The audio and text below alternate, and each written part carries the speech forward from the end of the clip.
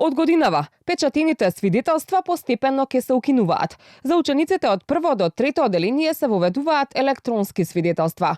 Министерката за образование, Весна Јаневска, информира дека оваа година, паралелно со електронските, сепак на учениците ќе им бидат врачени и печатани свидетелства.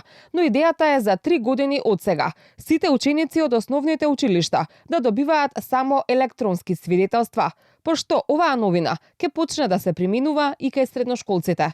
Според Јаневска, на овој начин се олеснува работата на наставниците, се штеди хартија, но и се олеснува собирањето документи за упис во средните училишта. Со оглед на тоа дека е прва година, ќе има и печатени свидетелства, затоа што очекуваме наставниците да се прилагодат на новите електронски свидетелства, што ќе биде огромно олеснување за нив.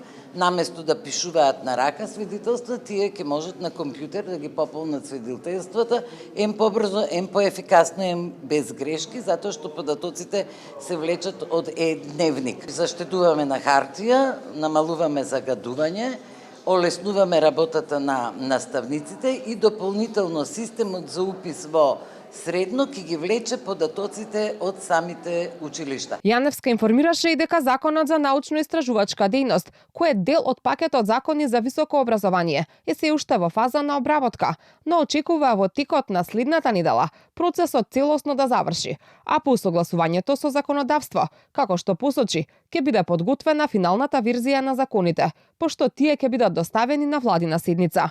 Измените на Законот за високо образование во изминатиот период предизвикаа реакции и несогласувања во академската јавност, при што дел од професорите и универзитетските представници изнесоа забелешки за предложените решенија.